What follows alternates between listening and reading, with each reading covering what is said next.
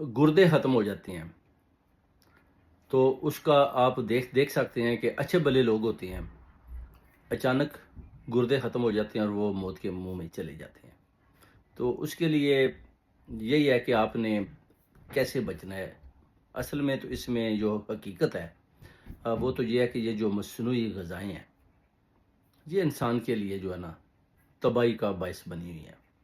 سوچیں، ٹینشن، کسی چیز کو زیادہ اپنے اوپر لے لینا، ٹینشن بہت زیادہ لینی کسی چیز کی، اور کوئی کام بھی مکمل نہیں ہونا، تو پھر اس میں یہ ہوتا ہے کہ اللہ تعالیٰ کی رضا بھی شامل ہوتی ہے۔ اگر کوئی کام نہیں ہو رہا تو آپ اس کو اللہ تعالیٰ کی رضا سمجھ کر چھوڑ دیں، پیچھے ہٹ جائیں۔ اور باقی جو مصنوعی غذائیں ہیں وہ گردوں کا بیڑا گر کر دیتی ہیں۔ اس پر اگر آپ شلجم کھاتے ہیں، مینگو کھاتے ہیں، کدو کھاتے ہیں، مولی کا استعمال کرتے ہیں تو آپ کے گردوں کو بہت زیادہ وہ صحت مند رکھتی ہیں۔ یہ سبزیاں سستی بھی ہیں اور گردوں کے لیے بہت اچھی ہیں۔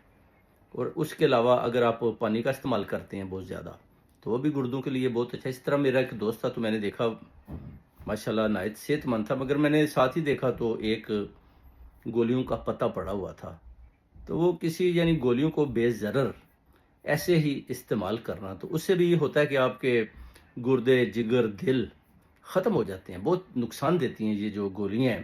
اس لیے کوشش کریں کہ ان گولیوں سے یہ جو دوائیاں ہیں، یہ جو مصنوعی چیزیں ہیں، ان کو کھانے سے آپ کو تکلیف آئے گی، اور کوشش کریں کہ آپ ان چیزوں سے دور رہیں۔